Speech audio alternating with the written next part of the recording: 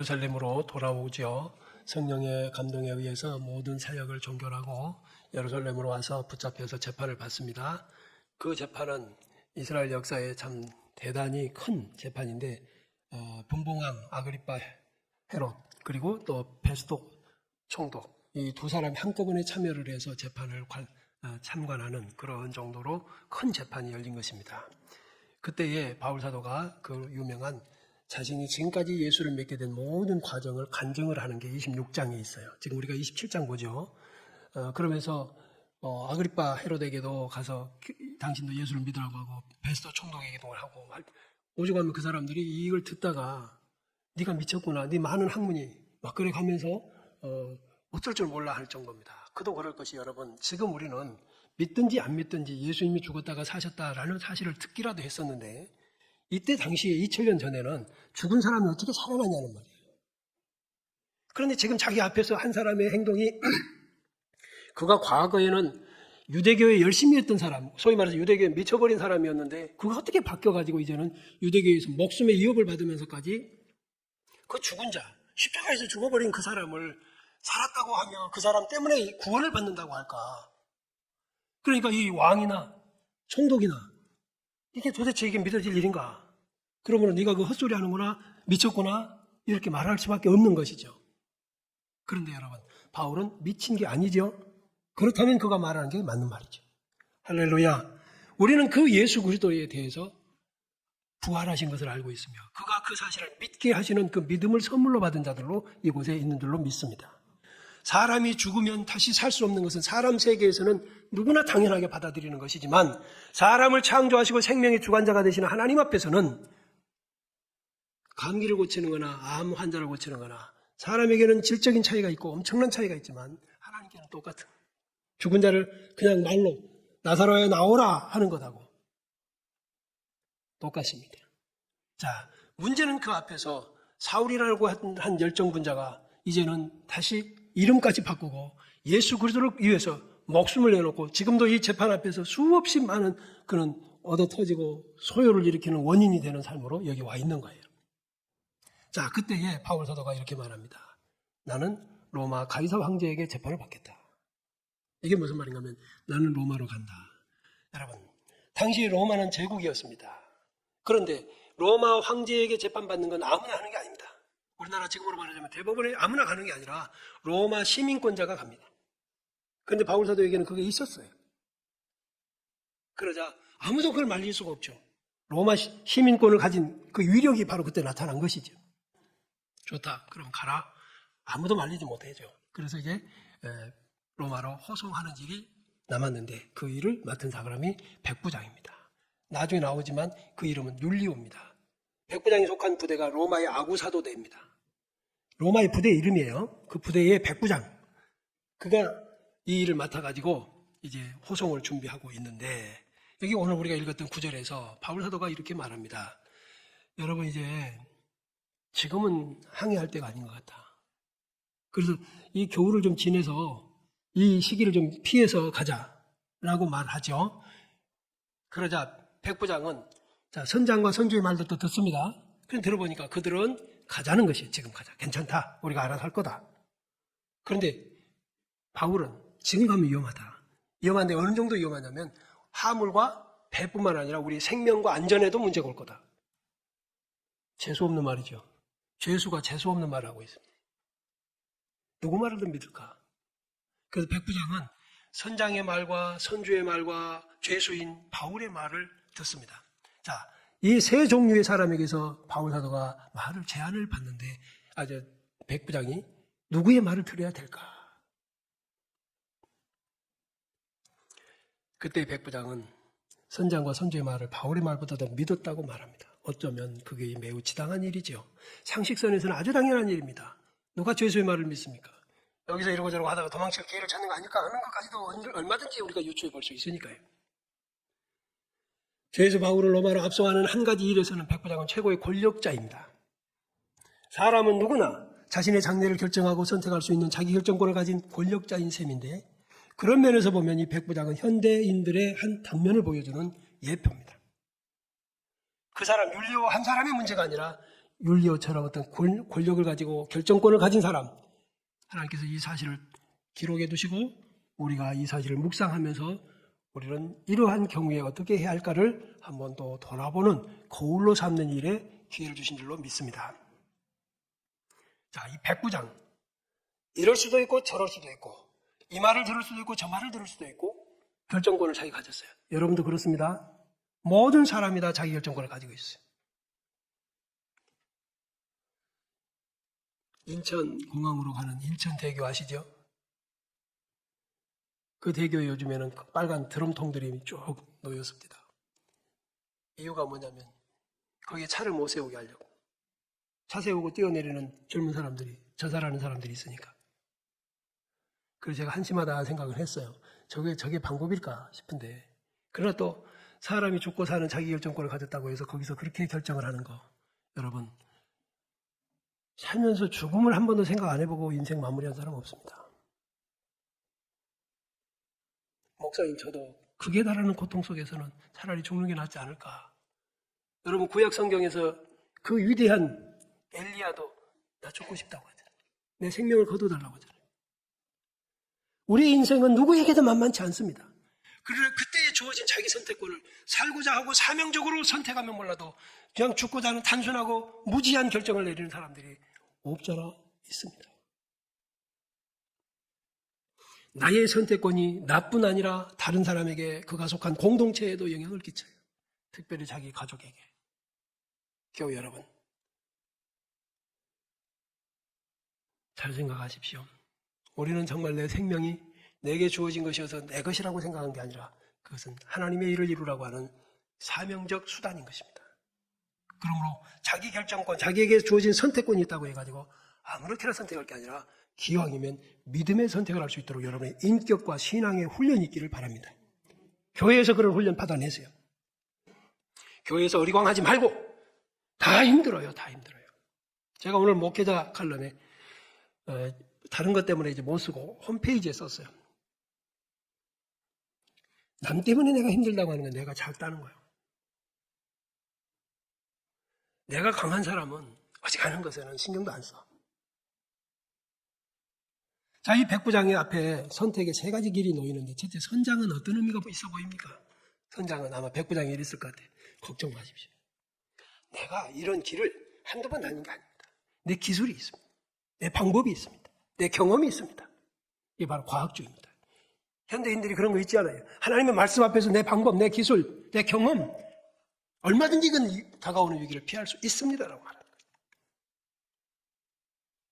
또 하나, 선주의 말이 있습니다. 선주는 지금 화물도 갖다가 팔아야 돈이 되는 것이고 배도 자기 것이고 물질입니다. 실질적이고 현실적이고 진정한 인간들에게 가장 강력한 힘을 가진 권력입니다. 이게 물질이 권력이에요 지금. 세 번째, 바울. 자기가 하나님의 종이라고 하는 것 말고는 무시해도 좋을 만한 존재 아닙니까? 그는 묶여 있습니다. 하나님까지도 멸시하는 사람들에게 있어서 하나님의 종이라고 하는 바울, 오늘날 하나님의 백성이라고 하는 크리스천들, 세상 사람들이 얼마나 존중할까. 이 죄수처럼 별것 아닙니다. 그런데 우리가 가서 권면을 한다, 교훈을 한다, 얼마나 받아들여지겠는가. 우리 스스로가 보기에도 작지 않아요? 여러분 세상에서 회장도 아니잖아요.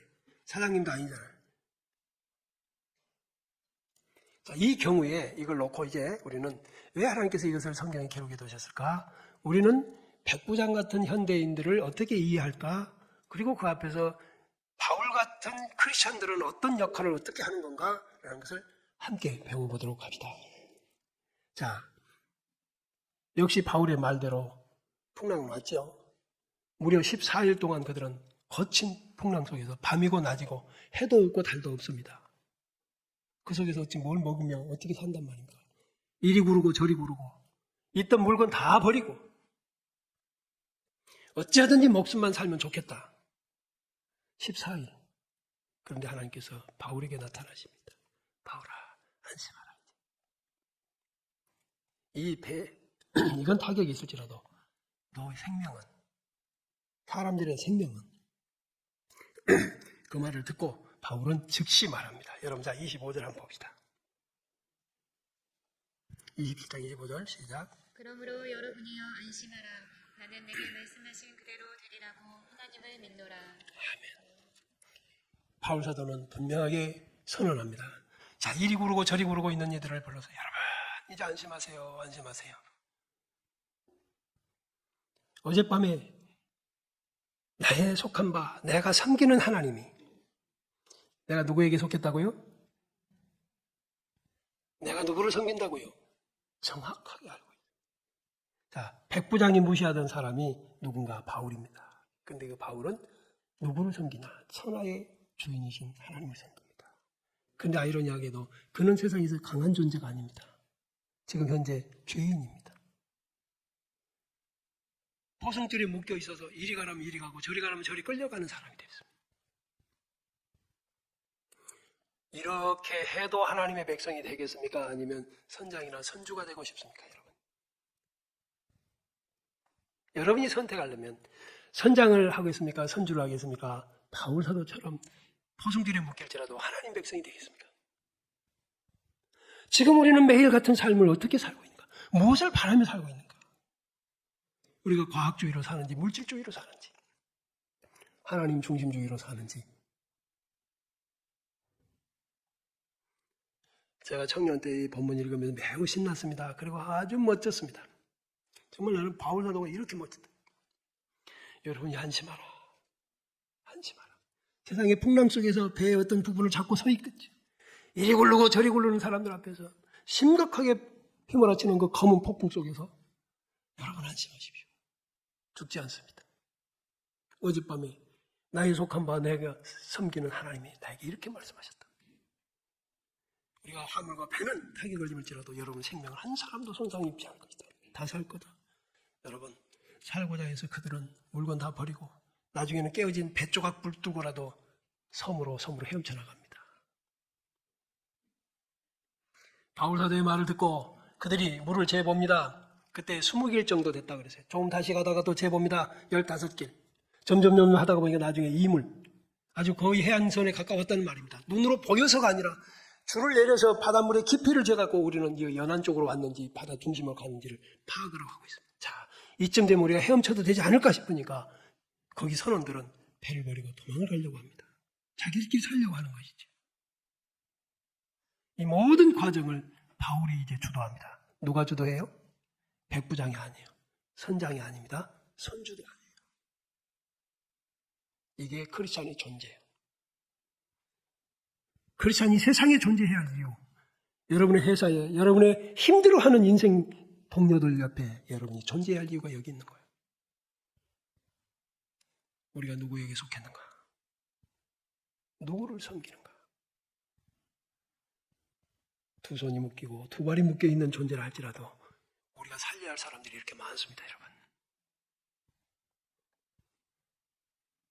바울의 충고가 하나도 접수가 되지 않은 것처럼 우리가 하늘을 얘기하고 천국을 얘기하고 예수 그리스도의 속죄를 얘기할 때 그들이 받아들이지 않습니다.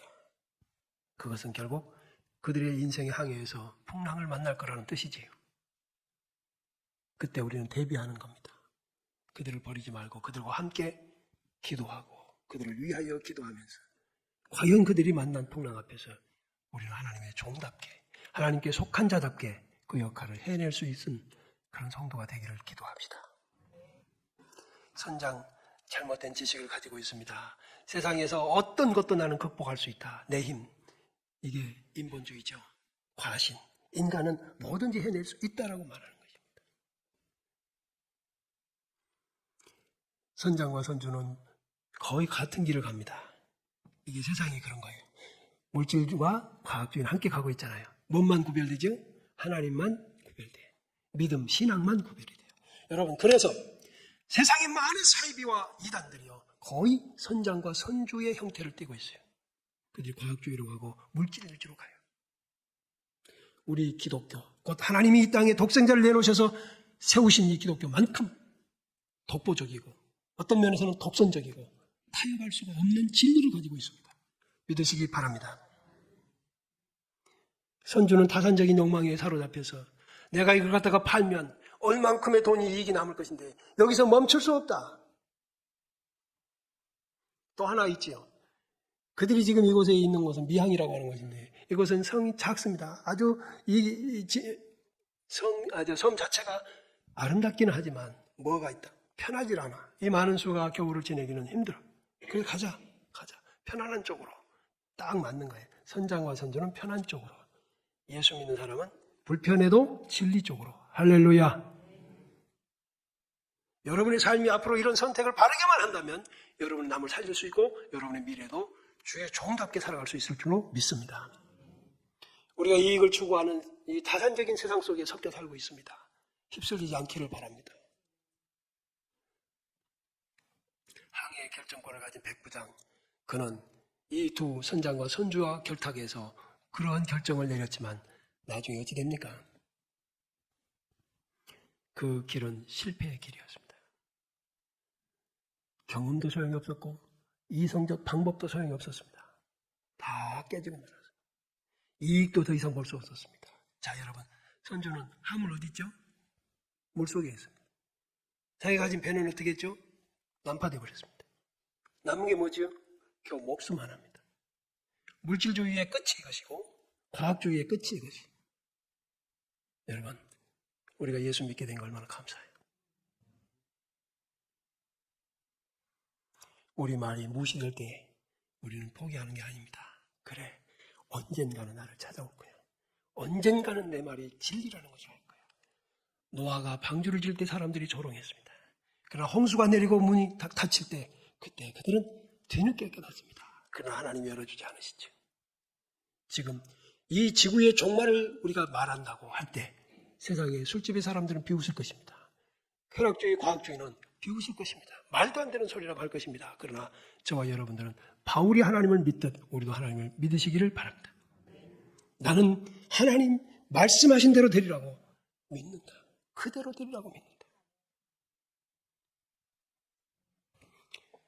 이 말씀의 끄트머리에 이런 게 있어요. 바울이 로마에 입성하죠. 28장에. 저는 이 말씀에 가슴이 울리는 말이 있습니다. 로마는 아무나 들어가는 게 아니잖아. 로마는 제국입니다. 군사들을 이끌고 나가고 이웃 나라들을 막 쳐부수고 이제 들어오면요, 로마의 개선 장군이 되는 거예요. 얼마나 많은 사람들이 승리하고 제국을 이룬 그 장군들이 영광스럽게 들어왔겠어요, 로마로. 그런데 바울은 꽁꽁 묶인 죄수로 로마에 입성합니다. 하지만 바울이 가서 2년 동안 복음으로 로마시를 점점 정복합니다. 그리고 로마 제국이 기독교 국가가 되게 하는 시가 되는 것이죠. 하늘의 겨자씨 같고 하늘 꿈노릇같이 크리스천의 가진 하나님이 주신 생명력이 넘치는 이 복음이 바로 그와 같은 것이죠. 28장 30절 31절에 보니까 바울이 온 이태를 자기 셋집에 머물면서 자기에게 오는 사람을 다 영접하고 하나님 나라를 전파하며 주 예수 그리스도에 관한 모든 것을 담대하게 거침없이 가르치더라. 당대 최고의 제국 로마의 수도인 로마에 가서 복음을 전하니 전 세계에서 각 잘난 사람들이 모여왔다가 복음을 듣고 각 나라로 돌아가서 그 나라의 복음화 씨앗들이 되는 것이고, 이 2년 동안의 투어 기간도 하나님은 그를 그냥 두지 않고 사명자로 사용하십니다. 할렐루야. 그 유명한 에베소서, 빌립보서, 골로새서, 빌레몬서 이 4개의 옥중 서신이 바로 이 로마에서 쓰여지는 거예요. 로마 감옥에서 쓰여져요. 여러분, 죄인이면 어떻고 꽁꽁 묶였으면 어떻습니까? 하나님이 쓰시면 되지. 하나님께 쓰임받으면 그게 최고의 존재 가치지. 사람을 살리는 것입니다. 이게 진정 국가를 살리는 길입니다. 우리 기독교 전승에 가면 바울은 이때 2년 후에 석방이 되고 이탈리아에서 스페인으로 갑니다. 그리고 다시 크레타로 가고 그러다가 디모데와 함께 유대로 갔다가 로마로 돌아가는데, 로마에 가서 그 악랄한 황제, 로마 황제 네로의 그 말기 때에 목이 잘려서 순교를 당한 걸로 기독교 역사에는 남습니다. 사랑하는 형제 자매 여러분, 우리의 종말과 연한은 얼마나 될까요? 아무도 알지 못합니다. 그러나 오늘이 11월 마지막 주입니다. 이 세월을 누가 조작했으며 누가 원하여 여기 끄트머리까지 오게 된 것입니까? 우리가 아닙니다. 창조주 하나님이시고 이 원리에서 벗어난 사람은 아무도 없습니다. 지금 우리가 그럴지라도 10년, 20년을 여러분의 나이에 보탠다면 어떤 일은 이 땅에 없을 수도 있는 것이고 하나님만이 영원하십니다. 이 땅은 영원하지 않으니 선장과 선주의 말같이 그렇게 살지 말고 바울처럼 천국을 지향하고 하나님의 나라를 향하여 살아가는 성도가 되도록 합시다. 지금 우리가 사는 세상은 이렇게 선장처럼 선주처럼 이런 사람들이 더 많습니다. 그 속에서 우리가 왜소해지지 않기를 바랍니다. 여러분 하나님의 자녀요. 하나님이 함께 하셔서 풍랑 속에서도 말씀해 주시는 분이 하나님이십니다. 요나는 자신으로 인하여서 풍랑을 일으켜 수많은 사람들에게 타격을 주고 손해를 끼친 존재였지만 바울은 풍랑을 잠재우는 존재가 되었습니다. 사명자가 그런 것입니다. 우리가 여러분의 생명의 가치는 복음을 위해 사명을 깨달을 때, 사람을 위해 살려고 몸부림할 때, 하나님을 위해서 살려고 몸부림할 때 여러분의 생명의 가치는 있을 것이고, 제가 어제 옷을 갈아입으면서 하나 깨달은 게 있습니다. 옷도 편한 옷이 있어요. 좀 떨어져도 꼬매 입어야 할 옷이 있다고요. 제가 이제 그것을 갈아입으면서 요즘에 바느질 해가지고 옷 입은 사람이 얼마나 되겠나 싶으면서도 돈이 없어서 그러는 게 아니라 입기가 편하니까. 제가 또 하나 깨달은 게 여러분, 사명자는 하나님이 고쳐서라도 쓰셔. 질병 걱정하지 마시고 하나님이 쓰실 필요가 있다면, 하나님이 쓰실만 하다면, 쓰셔야 한다면 고쳐서라도 쓰시는 그분이 전능자이십니다. 생명 연장은 하나님께 달린 것이고 살고 죽는 거 보세요. 풍랑 속에서 바울을 보존하신 이유를 주님은 말씀하시잖아. 너는 가이사 앞에 서야 된다. 근데 안 죽어. 안 죽으니까 바울과 함께 있던 사람도 안 죽어. 아멘. 자, 바울이 육신의 생명만 살리는 것이었지만 우리와 함께 있는 사람들에게 우리는 뭐까지 살려요? 영원한 생명을 살릴 수 있는 진정한 복음 전파자가 될 길을 원합니다. 우리 일어나서 같이 찬양합시다.